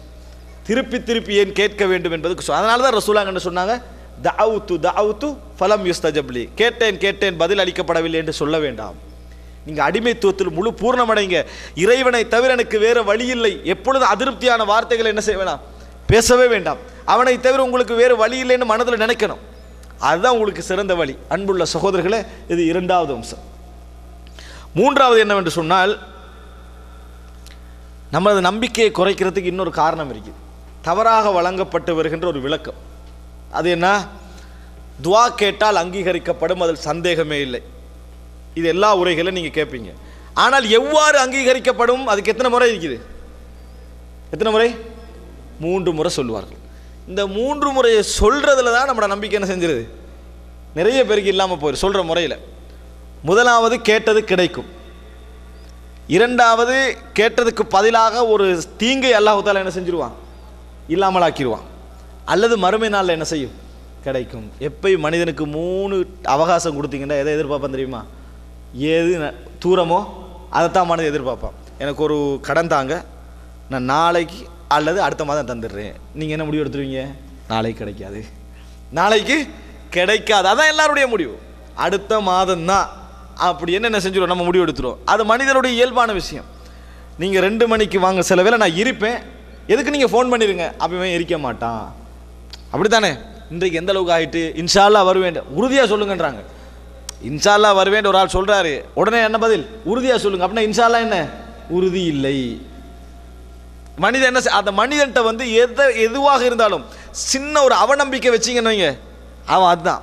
இப்போ பயான்கள் எல்லாம் என்ன அதிகமாக விளக்கம் இல்லாமல் சொல்லப்படுகிறது என்ன? உங்களுக்கு மறுமையில் கிடைக்கும். இதனால் ஒருத்தன் துவா கேட்குறான், மறுமையில் தான். அவன் கேட்கக்குள்ள என்ன முடிவு எடுக்கிறான்? இந்த உலகத்தில் கிடைக்காது, மறுமையில் தான் கிடைக்கும். அதனால் ஒரு நோமலாக கேட்டு போயிடுவோம். பிரச்சனை இவனுக்கு உலகத்தில் கடன் கொடுக்கணும், இதை கேட்குறான். இப்போ என்ன விளக்கம் சொல்லப்பட்டிருக்குது? உலகத்துலையும் கிடைச்சாலும் கிடைக்கும், அப்படி இல்லாட்டி என்ன செய்யும்? மறுமையில் கிடைக்கும். உங்களோட மனசில் எது ஓடும்? மறுமையில் தான். இந்த உலகத்தில் என்ன செய்யாது? கிடைக்காது. இது நிறைய பேருடைய பிரச்சனைக்கான காரணங்கள் உண்டு. அல்லாஹ் தஆலா கேட்டால் தருவான் என்பதை எல்லாத்தையும் மறுமையிலும் கிடைக்க வாய்ப்பு இருக்குது, உலகத்திலையும் கிடைக்க வாய்ப்பு இருக்கிறதுன்னு உங்கள்கிட்ட சொல்லப்படுகிற நேரத்தில் இந்த அவநம்பிக்கை என்ன செய்யும்? மனிதனுக்கு வளரும். ஒன்றை புரிந்து கொள்ளுங்கள், இந்த இப்படி சொல்லப்படுகின்ற விஷயம் சரியானது தான். ஆனால் மறுமையில் கிடைக்கும் என்பது எது தெரியுமா? எதை நீங்கள் மேலதிகம் என்று நினைத்து கேட்கிறீர்களோ, அல்லது இறைவன் எது உங்களுக்கு மேலதிகம் என்று நினைக்கிறானோ அது வேண்டுமென்றால் மறுமையில் உங்களுக்கு கிடைக்கலாம். ஆனால் உங்கள் வாழ்க்கையில் இன்றியமையாதவைகள் எல்லாம் நீங்கள் கேட்ட உடனே கிடைக்கும். அதில் எந்த விதமான சந்தேகம் நீங்கள் கொள்ள வேண்டாம். நன்றா புரிஞ்சுக்கங்க. எதெல்லாம் உங்களுக்கு மேலதிகம், எக்ஸ்ட்ரா இந்த வாழ்க்கையில் என்று இறைவன் நினைக்கிறானோ, சில வேளை உங்கள் மீது இறைவன் கொண்ட கருணையின் காரணமாக அதை என்ன செய்யலாம்? பிற்படுத்தி மறுமையில் உங்களுக்கு வைக்கலாம். அந்த நலவை உங்கள் கெடுதியை தடுப்பதற்கு வைக்கலாம். ஆனால் நீங்கள் மனதால் நொந்து வெந்து கொண்டிருக்கக்கூடிய விஷயங்களை பிரார்த்திக்கிற நேரத்தில் மறுமையில் இறைவன் என்ன செய்ய மாட்டான்? உங்களுக்கு அதை பிற்படுத்த மாட்டான். தாயை விட இரக்கமானவன் இறைவன், தாயை விட இரக்கமானவன். இந்த செய்தியை பாருங்க, நான் உங்களுக்கு சில செய்திகளை சொல்லுகிறேன். நிறைய பேர் வந்து அதாவது உலக விஷயங்களை கேட்ட நபிமார்களை நான் உங்களுக்கு சொல்லி காட்டுறேன் பாருங்க. ஐயூப் சூரா அன்பியாவில் வரக்கூடிய வசனம் எடுத்து பாருங்க, 83 தொடக்கம் பாருங்க. சூரா அதாவது அன்பியா 83 வசனம் தொடக்கம். ஐயூப இத்நாதா ரப்பஹு, ஐயூப் அலைஹிஸ்ஸலாம் இறைவனை பிரார்த்தித்தார். கடுமையான நோயால் பாதிக்கப்பட்டிருந்தார், தெரியும் எல்லாருக்கும். இறைவனை பிரார்த்திக்கிறார். எப்படி பிரார்த்திக்கிறார் தெரியுமா? அன்னி மஸ்ஸனி அத்துர், எனக்கு வந்து ஒரு கெடுதி ஏற்பட்டிருக்கிறது, தீங்கு ஏற்பட்டிருக்கிறது. அன்த அர்ஹமுர் ராஹிமீன், கருணை காட்டுகின்றவர்கள் எல்லாம் நீ இரக்கமானவன். நம்ம துஆ கேட்கிற நேரத்தில் இறைவனுடைய சிபத்துக்களை சொல்லி கேட்கணும். அப்படி சொல்றாரு யாரு? ஐயூப் அலைஹிஸ்ஸலாம். பல்லா என்ன செய்யணும்? நபிதானே, எங்களை விட நம்பிக்கையில் கூடுதலாக இருப்பாரா இல்லையா? மறுமைக்கு பிற்படுத்தி இருக்கலாமா இல்லையா? அல்லாஹ் சொல்றான், ஃபஸ்தஜபனா லஹு, உடனே பதில் அளித்தோம். ஃபஸ்தஜபனா லஹு ஃபகஷஃப்னா மா பிஹி மின் துர்ரின், என்னென்ன தீங்கு அவருக்கு இருந்ததோ அத்தனையும் என்ன செய்தோம்? நீக்கினோம். அவர் அதுதான் கேட்டாரு. வ ஆதைனாஹு அஹ்லஹு, அவருக்கு அவரது குடும்பத்தை திருப்பி கொடுத்தோம். வ மிஸ்லஹும் மஅஹும், அதே போன்று இன்னொரு மடங்கையும் என்ன செய்தோம்? அவருக்கு கொடுத்தோம். ரஹ்மத்தம் மின் இந்தினா, எம்மிடமிருந்து ரஹ்மத்தாக, கருணையாக. வ திக்ரா லில் ஆபிதீன், யாரெல்லாம் இறைவனை அடிபணிந்து வணங்குகிறார்களோ அவர்களுக்கு இது படிப்பினையாகவும் நாம் இதை சொல்கிறோம், வழங்கினோம். யாருக்கு இது? இவர்களை எதுக்கு ஆக்கினோம் தெரியுமா? அவர்களுக்கும் கொடுத்தோம். இந்த செய்தியை ஏன் வைத்தோம்? இதற்கு பின்னால் இறைவனை வணங்கக்கூடியவர்களுக்கு படிப்பினையாக. எதற்கு சொல்லணும்? அப்பல்லா கேளுங்க, உங்களுக்கு என்ன செய்யும்? இந்த உலகத்திலேயே கிடைக்கும் என்று அர்த்தம். அதனால உங்கள் கஷ்டங்கள், துன்பங்கள், வேதனைகள் பிரார்த்திக்கிற நேரத்தில் நிச்சயமாக இந்த உலகத்தில் தீர்வு கிடைக்கும் என்ற நம்பிக்கையோட கேளுங்க. மறுமையில் கிடைப்பதெல்லாம் மேலதிகமான வசதிகளும் அல்லது நம்ம இந்த உலகத்தில் அவசியம் என்று நினைச்சு இறைவன் அதை என்ன செய்வான்? எங்களுக்கு மேலதிகமாக நினைப்பவைகள், அவ்வளவுதான். மற்றபடி உங்களுடைய அடிப்படை கஷ்டங்கள், நீங்கள் அவமானப்பட போகின்ற இடங்கள், நீங்கள் நொந்து போகின்ற இடங்கள் எல்லாம் இறைவனுடைய உதவி உங்களுக்கு உடனடியாக கிடைக்கும். இந்த நம்பிக்கையோடு பிரார்த்தனை செய்யுங்கள். இதெல்லாம் மறுமைக்குரியதல்ல, இந்த உலகத்திலேயே கிடைக்கும் என்பது விளங்கிக்கோங்க. பாருங்க, ஃபஸ்தஜப்னா லஹு, அல்லாஹ் தஆலா சொல்லிட்டு திக்ராலி தாக்கிரீன், திக்ராலி ஆபிதீன், வணங்கக்கூடியவர்களுக்கு இதில் படிப்பனை உண்டுன்னு சொல்றான். அது மாத்திரமல்ல, பாருங்க இன்னொரு நபி, ஒரு அதாவது சமுதாயத்தோடு கோபித்து சென்ற ஒரு நபி. யாரு? யூனுஸ் அலைஹிஸ்ஸலாம். வதன் நூன், நூனுக்குரியவர். நூனண்டா மீன், அரபில் வந்து நூன் நம்ம எழுத்து சொல்கிறோமே, இதுக்கு இன்னொரு கருத்துக்கு என்ன? மீன். வழங்கிட்டா வதன் நூனி, அந்த நூனுக்குரியவர், அதாவது மீனுக்குரியவர். இத்தஹப முகாதிபன், தன் சமுதாயத்தோடு கோபித்தன் செஞ்சார், போனார். ஃபதன்ன அல்லன் நக்திர் அலைஹி, நாம் அவரை கஷ்டத்தில் ஆழ்த்த மாட்டோம், நெருக்கடிக்கு உள்ளாக்க மாட்டோம் என்று அவர் என்ன செஞ்சார்? நினைத்து கொண்டார். கடைசியில் என்ன செஞ்சார்? கப்பலில் போய் ஒரு மீன் விழுங்குகின்ற அளவுக்கு நெருக்கடியான நிலைக்கு உள்ளாகினார். இப்போ அவர் செய்தது பிழையா இல்லையா? அவர் செய்தது தவறா இல்லையா? தவறு, பாவம். இப்போ இந்த நேரத்தில் அவர் என்ன செய்கிறார்? ஃபனாதா ஃபி துலுமாத், இருள்களிலிருந்து அழைக்கிறார். எப்படி அழைக்கிறார் தெரியுமா? அல்லா இலாஹ இல்லா அன்த், உன்னை தவிர வணக்கத்துக்குரிய நாயன் வேறு யாரும் இல்லை. சுபஹானக், நீ தூய்மையானவன். இன்னி குன்து மினத் தாலிமீன், நான் அநியாயக்காரர்களில் ஒருவன். பாருங்க, இந்த அநியாயக்காரர்களில் ஒருவன் என்கின்ற ஒரு துவாவை இஸ்லாம் எமக்கு சொல்லி தராது விட்டால் நம்ம யாரும் கேட்டிக்க மாட்டோம். அதான் மிக முக்கியம். அநியாயம் செய்தாலே தவிர நம்ம எப்படி சொல்லிக்க மாட்டோம். நம்ம சாதாரண வாழ்கிற வாழ்க்கையில் வச்சுக்கிட்டு நான் அநியாயக்காரர்களோடுன்னு சொல்ல மாட்டோம். ஏன்? எங்களுக்கு தெரியாமலே ஒரு தூய்மை எண்ணம் இருக்குது. இந்த துவா வரப்போய் தான் நம்ம என்ன செய்கிறோம், நாம் அநியாயக்காரர்கள் ஒரு பணியனும் நான் அதாவது கீழ்நிலையில் உள்ளவன் அப்படின்னு சொல்லணும். அவர் சொல்றாரு, அல்லாஹ் தஆலா இன்னொரு இடத்துல சொல்றான், இந்த இடத்துல சொல்றான் ஃபஸ்தஜப்னா லஹு, அவருக்கு நாங்கள் பதில் சொன்னோம். இது மறுமை வரைக்கும் சொன்னா எப்படி இருக்கும்? ஃபஸ்தஜப்னா லஹு, பதில் சொன்னோம். வனஜ்ஜைனாஹு மினல் கம், அவரை ஆழ்த்தி அந்த துன்பத்திலிருந்து அவரை நாம் காப்பாற்றினோம் சொல்லிவிட்டு அல்லாஹ் தஆலா சொல்றான், மனதில் பதிந்து கொள்ளுங்கள், வகதாலிக நுன்ஜில் முஃமினீன், முஃமின்கள் ஒவ்வொருவரையும் இப்படித்தான் நாம் காப்பாற்றுவோம். முஃமின்கள் ஒவ்வொருவரையும் இப்படித்தான் நாம் காப்பாற்றுவோம். உலகத்திலேயா மறுமையிலையா? உலகம். அய்யூப் அலைஹிஸ்ஸலாத்தை சொல்லிட்டு அல்லாஹ் உங்களுக்கு சொல்றான், யூனுஸ் அலைஹிஸ்ஸலாத்தை சொல்லிட்டு எம்ஏ சொல்றான், இன்னொரு இடத்துல சொல்றான், அவர் அல்லாஹ்வை அந்த மாதிரி அத ஃபலவுலா அன்னஹு கான மினல் முஸப்பிஹீன், இறைவனை துதித்து லா இலாஹ இல்லா அன்த சுப்ஹானக இன்னி குன்து மினல் ஸாலிமீன் என்று சொல்லி இருக்காது விட்டால் லலபிஸ ஃபீ பத்னிஹி இலா யௌமி யுபஅஸூன், மறுமை நாள் வரைக்கும் அவர் என்ன செஞ்சிருப்பாரு, அந்த வயிற்றிலே இருந்திருப்பார். அப்ப பிரார்த்தித்தால் உடனடியாக ரிசல்ட், பிரார்த்தித்தால் உடனடியாக ரிசல்ட். இது புரிஞ்சுக்கங்க. அதனால எல்லாமே மறுமைன்னு சொல்லல இஸ்லாம், எது மேலதிகமாக தான் மறுமை. அடுத்த செய்தியை பாருங்க. ஜக்கரியா அலைஹிஸ்ஸலாம் துஆ கேட்கிறார். இத்நாதா ரப்பஹு, தனது இறைவனை பிரார்த்தித்தார். ரப்பிலா ததர்னி ஃபர்தன், யா அல்லாஹ் என்னை தனி மனிதனாக விட்டு விடாதே, குழந்தை இல்லாமல் இருக்கிறேன், என்னை தனி மனிதனாக விட்டு விடாதே. வ அன்த கைருல் வாரிசீன், குழந்தைகளே இல்லாமல் போனாலும் எனக்கு பின்னால் எனது சொத்துக்களை ஆளக்கூடியவன் நீதான், சிறந்தவன் நீதான். ஆனால் எனக்கு என்ன செஞ்சு குழந்தையை தந்து விடு. அன்புள்ள சகோதரர்களே, ஜக்கரியா அலைஹிஸ்ஸலாம் துஆ சூழலை கவனித்து கேட்கப்பட்டதில் புரிந்து கொள்ள வேண்டும். நம்பிக்கை அடிப்படையில் கேட்கப்பட்டது. சூழலை அடிப்படையில் எடுத்து அவரே சொல்றார். என்ன ஜக்கரியா அலைஹிஸ்ஸலாம் என்ன சொல்றாரு? அதாவது முடிகள் பழுத்து விட்டன, வஸ்தஅல ரஅசு ஷைபா, எனது முடிகள் பழுத்து விட்டன, எனது மனைவி ஒரு வயது போன ஒரு பெண்மணியாக இருக்கிறா, அதனால் என்ன செய்ய, எனக்கு ஒரு குழந்தை தா. நம்ம அப்படியே துவா கேட்போம், மாறித்தான் என்ன செய்வோம், கேட்போம். அப்போ இது ஜக்கரியா நம்பிக்கை. இப்போ அல்லாஹ் தஆலா சொல்றா பாருங்க, ஃபர்ஸ்ட் குழந்தைய ஒருவர் துவா கேட்கிறாரு. குழந்தைய துவா கேட்கறது மறுமை வரைக்கும் பிற்படுத்துறதா, உலகத்தில் தாரதா? ஃபஸ்தஜப்னா லஹு, பதில் சொன்னோம். அல்லாஹ் தஆலா குழந்தையை கேட்ட நபிமார்களுடைய வரலாற்றில் எல்லாம் குழந்தையை கொடுத்தேன்னு தான் சொல்றான். இப்ராஹிம் அலைஹிஸ்ஸலாத்துக்கு சொல்லலையா அல்லாஹ் தஆலா? எல்லாருக்குமே அப்படித்தான் என்ன செய்யறான், அல்லாஹ் தஆலா சொல்லி காட்டுகிறான். அன்புள்ள சகோதரர் பாருங்க, ஃபஸ்தஜப்னா லஹு, பதில் சொன்னோம். வ வஹப்னா லஹு, அவருக்கு நாம் யஹ்யாவை கொடுத்தோம், வ அஸ்லஹ்னா லஹு ஸௌஜா, அதற்கேற்ப அவரது மனைவியை என்ன செய்தோம், சீராக்கினோம். சொல்லிவிட்டு அல்லாஹ் இவ்வளோ நபிமாருக்கு அங்கீகரிச்சதுக்கு என்ன காரணம் தெரியுமா? இன்னஹும் கானு யுசாரிஊன ஃபில் கைராத், நல்லது என்று கண்டால் அவசரப்படுவார்கள், நல்லது என்றவர்கள் கண்டால் அதில் அவசரப்படுவார்கள், விரைவார்கள். வயதுஊனனா ரகபம் வ ரஹபா, பிரார்த்திக்கிற நேரத்தில் அவர்களது உள்ளங்களில் ஆசையும் அச்சத்தோடும் பிரார்த்திப்பார்கள். அது நிரப்பமாக இருக்கும், நிறைய ஆசை இருக்கும். எப்படி நம்ம எல்லாம் இருக்கிற ஒருவனை நம்ம நினைக்கக்கூடிய வசதியானன்று போய் இவர் தர வாய்ப்பு இருக்கிற உள்ளத்தில் ரகபத்தை அதிகப்படுத்துவோமோ, அதை விட பிரார்த்தனை பொழுது என்ன செய்யணும், தந்துருவான்ல, எப்படியும் அல்லாஹ் தருவான், நம்மளை கைவிட மாட்டான், இவ்வளோ செஞ்சுட்டான்ல என்கின்ற அந்த ரகபத்தை என்ன செய்யணும், இருக்க வேண்டும். யதுஊனனா ரகபம் வ ரஹபா வ கானூ லனா காஷியின், அச்சமெல்லாம் அவர்கள் மீது அச்சம் கொண்டவர்களாக என்ன செய்தார்கள், இருந்தார்கள் அல்லாஹ் தஆலா சொல்றான். அப்போ அதனால் அன்புள்ள சகோதரர்களே, மூன்றாவது நம்பிக்கை என்ன, அல்லாஹ் தஆலா எமக்கு இந்த உலகத்தில் கேட்டால் உலகத்திலேயே தருவான். ஒரு உதாரணம், உங்களுக்கு ஒரு 20 லட்சம் கடன், ஒரு 10 லட்சம் கடன், யார்கிட்ட துவா கேட்கணும்? இது உங்களோட வருமானத்துக்கு சரி வரலை, யா அல்லாஹ் இந்த கடன் எனக்கு அடைச்சிரு, நான் மறுமையில் நரகவாதியாக போக விரும்பலை என்று ஆள் மனதிலிருந்து அழுது அல்லாஹ்விடத்தில் ஒவ்வொரு நாளும் திருப்பி பிரார்த்தனை செய்கிறீர்கள். இதே அல்லாஹ் தஆலா இந்த விளக்கத்தில் அடிப்படையில் மறுமை வரைக்கும் பிற்படுத்திட்டாண்டு வைங்க. மறுமையில் நீங்கள் எழும்புறீங்க, இப்போ மறுமையில் தரணுமா இல்லையா? அல்லாஹ் கடன்வாளிகள் சொர்க்கம் போகலாமா? சொர்க்கம் போக முடியும். எங்கே போகணும்? நரகம் போகணும். இப்போ இந்த 10 லட்சத்துக்கு அப்போ மறுமையினால் தாரன்றது என்ன? அப்படி அல்ல, எல்லா விஷயங்களும் மறுமை அல்ல. இந்த உலகத்தில் தர வேண்டியது உலகத்தில் இறைவன் தருவான், அல்லது உங்களுக்கு ஒரு சபீலை ஏற்படுத்துவான். உங்களுக்கு தராத வசதி உங்களோட மகனுக்கு கொடுத்து மகனை உங்களுக்கு நன்மை செய்யக்கூடியவனாக ஆக்கி அவனை அடைக்க வைப்பான். இறைவன் வழிமுறைகள் 1000 இருக்கும். இதை நீங்கள் புரிஞ்சு கொள்ளணும். இந்த உலகத்தில் கிடைக்கும்னு நம்பிக்கையோடு கேளுங்க. நம்ம இன்னொரு நாட்டில் இருக்கிறோம், குடும்பங்கள் உறவுகளை பிரிஞ்சிருக்கிறோம். அதனால் துவா என்ற ஆயுதம் நமக்கு மிக முக்கியம். அதுதான் நமது உள்ளத்தில் இருக்கக்கூடிய மிகப்பெரிய துணை. உலகத்தில் எவ்வளோ பெரியவர்களாக இருந்தாலும் இறைவனை விட உங்களுக்கு யாரும் என்ன செய்ய முடியாது, ஆறுதல் செய்ய முடியாது என்பதை ஆள் மனதில் பதிய வைத்துக் கொள்ளுங்கள். அன்புள்ள சகோதரர்களே, கடைசியாக 4வது அம்சம், இது மிக முக்கியம்.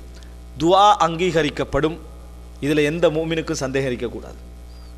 ஆள் மனதில் பதிய வச்சுக்கோங்க. ஆனால் பிரச்சனை என்ன தெரியுமா? இப்படித்தான் அங்கீகரிக்கப்பட வேண்டும் என்ற ரூட் வச்சுக்கிறோம் நாங்கள். இதான் இன்றைக்குள்ள பிரச்சனை. அதனால தான் நிறைய பேர் துவாக்கள் அங்கீகரிக்கப்படவில்லைன்னு முடிவெடுத்துடுறாங்க. ஒருவர் துவா கேட்குறார், யா அல்லாஹ், நான் எனது தொழிலில் முன்னேறணும், நான் போட்டிக்கிற இந்த ஷொப்பை என்ன செய்யணும், முன்னேற வேண்டும் அப்படின்னு துவா கேட்குறாரு. இவர் ஒரு வழிமுறை வச்சுக்கிறார். முன்னேற வேணும்னா என்ன வழிமுறை வச்சுப்பீங்க எல்லாரும் பொதுவாக? அடுத்த மாதம் இன்றைய வருமானத்தை விட கஸ்டமர்ஸ் கூட வரணும், ஒரு 1000 ரியால் கூடணும். அதுக்கு அடுத்த மாதம் ஒரு 5000 ரியால் கூடணும். அதுக்கு அடுத்த மாதம் இன்னொரு 5000 ரியால் கூடணும். அல்லாஹ் துவாவை கபூல் செஞ்சுட்டான். அல்லாஹ் தாலா துவா கபூல் செஞ்சுட்டான். ஒரு துவா கேட்குறீங்க, யாரெல்லாம் எனக்கு பிஸ்னஸ் முன்னேறணும், 5000 வருமானம் வந்திருந்தது 3000 ஆயிடுச்சு. மறுபடியும் இன்னும் அழுத்தமாக கேட்குறீங்க, 2000 ஆயிடுச்சு. இன்னும் அழுத்தமாக கேட்குறீங்க, கடல் ஒஸ்ட். இன்னொரு அழுத்தமாக கேட்டீங்க, நாட்டுக்கு போயிட்டீங்க. என்ன முடி துவா கபூல் ஆகிட்டு முடிவு எடுப்பீங்களா? என்னப்பா இவ்வளோ துவா கேட்டோம், என்னமெல்லாம் கேட்டோம், என்ன செய்யுது, நஷ்டமாக போகுது. இதுதான் எங்களது பிரச்சனை. நாங்கள் இறைவனுக்கு வழி போட்டு கொடுத்துருக்குறோம். இறைவன் இந்த ரூட்டில் தான் கபூல் செய்ய வேண்டும். நீங்கள் என்ன செய்றீங்க, துவா கேட்குறீங்க இறைவன்ட்ட, யா அல்லாஹ் எனக்கு ஒரு மகள் இருக்கிறான், வயசு 27 30, இவருக்கு திருமணம் நடந்துடணும் என்று பிரார்த்திக்கிறீங்க. பிரார்த்தனை செய்து நீ பிரார்த்தனை செய்கிற நேரத்தில் ஒரு நல்ல ஒரு கணவனை பேசி வச்சுக்கிறீங்க, ஒரு நல்ல ஒரு மருமகன் அமைய போகிறாரு. கௌபாவில் போய் அழுது இந்த கல்யாணம் நல்ல முறையில் நடக்கணும் துவா கேட்குறீங்க. துவா கேட்டு அடுத்த நாள் திருமணம் ரத்தாகிறது. திருமணம் ரத்தாகி விடுகிறதுன்னு வைங்க, துவா கபூலாகி நான் நினைப்போமா? நினைக்க மாட்டோம். ஏன் அவங்க போட்டிக்கிற ரூட் என்ன? இந்த நம்ம தேர்ந்தெடுத்த கணவன் திருமணத்தை சிறந்த முறையில் நடக்க வைத்தல் தான் நம்ம துவாவுடைய அங்கீகாரத்துக்கான அடையாளம். நாட்டில் துவா கேட்குறீங்க, என் குடும்பம் உறவுகளோடு நான் இருந்து என்ன செய்ய நல்ல முன்னேற்றம் அடையணும். திடீரென நீங்கள் லொஸ்டாகி ஒரு நோயில் விழுந்து வெளிநாட்டுக்கு வர வேண்டிய நிலைமை ஆகிட்டு, நம்ம துவா அங்கீகரிச்சு நினைப்பீங்களா? நினைக்க மாட்டீங்க. இதுதான் நம்மளோட பிரச்சனை. ஏன் நாங்கள் துவா கேட்குற நேரத்திலே ரூட்டையும் வச்சுக்கிறோம். இப்படி நடந்தால் தான் கபூல் ஆயிடுச்சு, இல்லைன்னா கபூல் இல்லை. அன்புள்ள சகோதரர்களே, அப்போ எவ்வளோ ஒரு அறியாமைன்னு பாருங்கள். ஒன்றை புரிந்து கொள்ளுங்கள், இறைவனுக்கு நாம் எப்பொழுதும் வழிமுறை சமைத்து விடக்கூடாது. இறைவனுடைய வழிமுறை நம்ம நினைக்கிற வழிமுறையாக இருக்காது. அது இறைவனுடைய வழிமுறை, அது வேறுதாக இருக்கும். நம்மளுக்கு நம்ம சொல்லவே முடியாது. இறைவன் நமக்குத்தான் ஒரு சூழல் இப்படி போகணும்னு இருக்கும். இறைவனுக்கு 1000 மெத்தட் இருக்கு. அதை உங்கள்கிட்ட கொண்டு சேர்க்கறதுக்கு நீங்களே தெரியாத மாதிரி. அல்லாஹ் தஆலா என்ன சொல்றான், வமை யதவக்கல் அலல்லாஹி ஃபஹுவ ஹஸ்பு.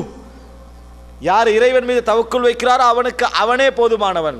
அதுக்கு முன்னால் என்ன சொல்றான், வமை யத்தகில்லாஹ யஜஅல் லஹு மக்ரஜன் வயர்ஸுகுஹு மின் ஹைது லா யஹ்தஸிப். யார் இறைவனை அஞ்சுகிறாரோ அவனுக்கு அல்லாஹ் தஆலா பிரச்சனை விட்டு வெளியேறுகின்ற வழியை காட்டுவான். அவன் நினைக்காத புறத்தால் அவனுக்கு உதவி செய்வான். அந்த ரூட் அவன் நினைத்திருக்க மாட்டான், அவனுக்கு அந்த ஐடியாவே இருந்திருக்காது. இதான் புரியணும். நம்ம எப்பயும் ஒரு பிரச்சனை எப்படி யோசிப்போம், பிரச்சனையை முன்னால் வச்சு ஒன்றில் இப்படி தீரணும் அல்லது இப்படி தீரணும் அல்லது இப்படி தீரணும், வேறு வழியே இல்லை. தற்கொலைக்காதான் முதல் காரணம். தற்கொலைக்கு மனசு என்ன முதல் காரணம்? இந்த உலகத்தில் வாழ்வதற்கு இதை தவிர வேறு வழியில்லை நம்ம நினைப்பதான். முஸ்லீம்கள் நினைக்கக்கூடாது. முஸ்லீம்கள் என்ன செய்யக்கூடாது, இந்த உலகத்தை நான் கண்முன்னால் காணுகின்ற வழி மட்டும்தான் வழி என்று நினைத்திருந்தால் நிறைய நபிமார்களுடைய தாவத் தோல்வி அடைந்திருக்கும். நிறைய நபிமார்களுடைய தாவத் என்ன செய்திருக்கும், தோல்வி அடைந்திருக்கும் என்பதை நாம் புரிந்து கொள்ள வேண்டும். அதனால் அன்புள்ள சகோதரர்களே, ஆள் மனதில் பதிய வைங்க, நஷ்டங்களாலும் இறைவன் வழி சமைப்பான், பாதிப்புகளாலும் இறைவன் வழி சமைப்பான். நமக்கு தெரிகின்ற தோதுவான சூழல் மட்டுமல்ல துஆக்கள் அங்கீகரிக்கப்படுவதற்கான அடையாளம். ஒரு 2 உதாரணம் நான் உங்களுக்கு சொல்கிறேன். ஒன்று யூசுப் அலைஹிஸ்ஸலாம், 2 முஹம்மது ஸல்லல்லாஹு அலைஹி வஸல்லம். யூசுப் அலைஹிஸ்ஸலாம் அவர்கள் தனது ஊரில் இருந்து என்ன செய்கிறார்கள், கடத்தப்படுகிறார்கள், கிணற்றிலே வீசப்படுகிறார்கள், நாடு கடத்தப்படுகிறார்கள், சிறையில் அடைக்கப்படுகிறார்கள். இப்போ ஒரு சர்வசாதாரண சராசரி மனிதன் இந்த எண்ணத்துக்கு வாங்க, குடும்பத்தை இருந்து பிரிந்து கிணற்றில் இருக்கிற நேரத்தில் யூசுப் அலைஹிஸ்ஸலாம் தன் குடும்பத்துக்கு மீண்டு திரும்ப வேண்டும் என்று துவா கேட்டிருக்க மாட்டாரா? துவா கேட்டிருப்பார். அவருடைய தந்தை யாக்கூப் அலைஹிஸ்ஸலாம் எனது புள்ள என்னிடத்தில் சேரணும் துவா கேட்டிருப்பாரா இல்லையா? யாக்கூப் அலைஹிஸ்ஸலாம் தனது குழந்தை என்னிடத்தில் சேர வேண்டும் என்று பிரார்த்திக்கிற நேரத்தில் யூசுப் அலைஹிஸ்ஸலாம் நெருக்கமாக இருந்தாரா, சிறையில் இருக்கிற நேரத்தில் நெருக்கமாக இருந்தாரா? யாக்கூப் அலைஹிஸ்ஸலாம் டிஸ்டன்ஸில் எப்போ நெருக்கமாக இருந்தார்? எப்போ? கிணற்றில் இருக்கும் பொழுது. ஏன் ஊரு கிணத்துல அவர் என்ன செஞ்சார், இருந்தார். துவா கேட்டு எங்கே போயிட்டாரு? எகிப்துக்கு போயிட்டாரு. நினைச்சு பாருங்க சகோதரர்களே, நினைத்து பாருங்கள். துவா கேட்ட பின்னால் அவர் எகிப்தில், துவா கேட்பதற்கு முன்னால் சொந்த சிரியாவில் இருக்கிறார். அவர் துவா கேட்ட பின்னால் எகிப்தில் மட்டுமல்ல, சிறையில், ஜெயிலில். அப்போ எப்படி நம்ம விளங்குறது? யாக்கூப் அலைஹிஸ்ஸலாம் கேட்கிறாரு, இறைவன் எனக்கு திருப்பி கொண்டு வந்து தருவான் என்றாரு. ஆனால் பல காலங்களாக பிரார்த்தித்து கண் வெள்ளை பூர்த்து விடுகிறது, குருடாகி விடுகிறார், அந்த நிலைமையாகி விடுகிறது. ஆனால் நீங்க நினைச்சு பாருங்கள் அன்புள்ள சகோதரர்கள், அவர் சொல்றாரு, நான் எனது கவலைகளை எனது கவலைகளை, எனது வேதனைகளை நான் அல்லாஹ்விடத்திலே முறையிடுகிறேன். உங்களுக்கு தெரியாதெல்லாம் எனக்கு என்னது இறைவன் புறத்தில் நான் அறிந்து வைத்திருக்கிறேன். அப்போ புரிஞ்சுக்கங்க, துவா கேட்டாரு, தூரமாகிட்டே போறான். சரி, யூசுப் அலைஹிஸ்ஸலாம் இடத்துல வாங்க, அவர் குடும்பத்துக்கு சேரணும் துவா கேட்டிருப்பாரா இல்லையா? கேட்டிருப்பாரு. அவர் துவா கேட்க குடும்பத்தை விட்டு தூரமாகிட்டே வராரு. எந்த அளவுக்கு ஆகிறாருன்னு சொன்னால், கால ரப்பிஸ் சிஜ்னு அஹப்பு இலைய மிம்மா யதுஊனனி இலைஹி, அவர்கள் என்னை அழைப்பதை விட சிறைச்சாலை எனக்கு சிறந்த என்று சொல்லி ஜெயிலுக்கு போற அளவுக்கு, செய்யாத ஒரு குற்றத்துக்கு சிறைச்சாலையில் பல வருட காலம் தங்குகின்ற அளவுக்கு. ரஹிமல்லாஹு அல் கரீம் இப்னு அல் கரீம். ரசூலுல்லாஹி ஸல்லல்லாஹு அலைஹி வஸல்லம் சொன்னாங்க, சங்கை மிக்கவர், சங்கை மிக்கவருடைய மகன். உண்மையிலேயே யூசுப் அலைஹிஸ்ஸலாம் ஜெயிலில் தங்கியிருந்த காலம் நான் தங்கியிருந்து அவரிடத்திலே அழைக்க வந்த அந்த மன்னனுடைய அழைப்பாளன் எனக்கு வந்திருந்தால் லஅஜப்து தாஇ, நான் ஓடி இருப்பேன். நாங்கள் ரசூலுல்லாஹி ஸல்லல்லாஹு அலைஹி வஸல்லம் அவர்கள், அல்லாஹ் அவருக்கு ரஹமத் செய்வானாக, நான் பொறுமையாக இருந்திருக்க மாட்டேன். ஆனால் யூசுப் அலைஹிஸ்ஸலாம் என்ன சொன்னார்? நான் குற்றவாளியா, அந்த பெண்கள் குற்றவாளியா? அதை சொல்லிட்டு நான் வெளியே வரேன். நான் பொய்யை, அதாவது அந்த கெட்டவனாக வெளியே வர விரும்பவில்லை, மோசமானவனாக வெளியே வரம்பவில்லை. சிறையில் இருக்கக்கூடிய ஒவ்வொரு நல்ல உள்ளம் படைத்தவர்களுக்கு ஒரு சிறந்த முன்மாதிரி. அல்லாஹு தாலா சிறைக்குள்ளும் அவரோடு தான் இருப்பான். அல்லாஹு தாலா அங்கே இருக்கிறான். அதனால தான் அப்படின்னு சொல்கிறேன், இந்த இடத்துல நான் சொல்லிக்கொள்கிறேன், இமாம் இப்னு தைமியா அவர்கள் சிறையில் அடைக்கப்பட்ட நேரத்தில் அழகா, அவருக்கெல்லாம் ஒரு சிறை என்பது ஒரு பெரிய விஷயமாகவே இருக்கவில்லை. என்ன சொன்னார் தெரியுமா? அழகான வசனம், மா யஸ்னா அதாஇபி அன ஜன்னதி வ புஸ்தானி ஃபி சத்ரி ஐனமா ரஹ்து ஃபஹிய மஇ இன் கதலூனி ஃபகத்லி ஷஹாதா வ இன் சஜனூனி ஃபஸஜ்னி ஹல்வா வ இன் அக்ரஜூனி ஃபஹுரூஜி சியாஹா. இமாம் இப்னு தைமியா சொன்னார், மா யஸ்னா அதாஇபி, எனது எதிரிகள் என்ன செய்து விடலாம், எனது எதிரிகள் என்ன செய்து விடலாம். என்னை சிறையில் அடைத்தால் நான் இறைவனுடன் தனிமைப்படுகிறேன், என்னை விரட்டி அடித்தால் என் இறைவனின் பாதையை நான் அலைகிறேன், என்னை கொன்றால் நான் இறைவனின் பாதையில் கொல்லப்படுகிறேன். என்ன எனக்கு தீங்கு? என்னை எதுவும் செய்ய முடியாது. சொர்க்கமும் இறைவனின் பூந்தோட்டமும் எனது உள்ளத்தில் இருக்கிறது என்று சொன்னார். அப்போ அன்புள்ள சகோதரிகளே, இது இந்த இடத்துல என்னை ஞாபகப்படுத்தி கொண்டதற்கு காரணம் இறைவனது நம்பிக்கை. நீங்கள் எந்த பாதிப்பு வந்தாலும் இருக்கும். யூசுப் அலைஹிஸ்ஸலாம் அங்கேயும் துவா கேட்கிறாரு. அன்புள்ள சகோதரர்களே, ஆனால் இறைவன் கருணையானவன். ஒன்றை புரிந்து கொள்ள, நம்ம கேட்கிற துவாவுக்கு எதிராக நடக்கும். மன்னர் காணுகின்ற கனவுக்கும் ஜெயிலில் இருக்கக்கூடிய ஒரு கைதிக்கும் எந்த சம்பந்தம் இல்லை. ஆனால் இறைவன் நினைத்தால் அதை அப்படியே ஒழுங்குபடுத்துவான். அந்த நாட்டுடைய பஞ்சத்துக்கும் யூசுப் அலைஹிஸ்ஸலாம் குடும்பத்தோடு சேருவதற்கும் எந்த சம்பந்தமும் இல்லை. இறைவன் நினைத்தால் கோடு வரைவான். அன்புள்ள சகோதரர்களை, இறைவன் ஏற்படுத்துவான். ஒரு நாட்டில் ஏற்படுகின்ற பஞ்சம் யூசுப் அலைஹிஸ்ஸலாத்தின் விடுதலைக்கு காரணமாக அமைந்தது, சம்பந்தம் இல்லை. ஒரு நாட்டில் ஏற்படுகின்ற ஒரு மன்னன் கண்ட கனவு விடுதலைக்கு காரணமாக அமைகிறது, சம்பந்தம் இல்லை. அது இறைவனது கையிலே உள்ள விஷயம். அதனால் இறைவனுக்கு நீங்கள் வழிமுறை சமைக்க வேண்டாம். நீங்க நினைச்சு பாருங்க, இன்றைக்கு நாம் வாழுகின்ற சில நல்ல வாழ்க்கைக்கு பின்னால் நஷ்டங்கள் நிறைய இருக்கும். நாம் எங்கேயோ விட்ட பிழை நம்ம இன்றைக்கு நலவில் இருப்பதற்கு காரணமாக இருக்கும். நம்ம எங்கேயோ விட்ட ஒரு நஷ்டம் நம்ம எங்கேயோ கொண்டு வந்து விட்டிருப்போம். நம்ம எதிலேயோ ஒரு தோல்வி அடைந்து அப்படியே மனவிரக்தி அடைந்திருப்போம். இன்றைய சந்தோஷத்துக்கு அது அடிப்படை காரணமாக அமைந்திருக்கும். அப்படியெல்லாம் இருக்கக்குள்ள ஏன் கடந்த காலத்தை மட்டும் அப்படி நினைக்கிறீங்க? நம்ம இவ்வளோ நாளும் இறைவன்கிட்ட கேட்டது கிடைச்சுதா இல்லையா? கேட்டது கிடைச்சிது, அதனால தான் இருக்கிறோம். இதுக்கு முன்னால் கேட்க போகிறது மட்டும் கிடைக்காது ஏன்னு நினைக்கிறோம். அப்போ இறைவன் வழிமுறைகளை சமைப்பாண்டு புரிந்து கொள்ளுங்கள். ஒரு உதாரணம், யூசுப் அலைஹிஸ்ஸலாம் அல்லாஹ் தஆலா அமைச்சர்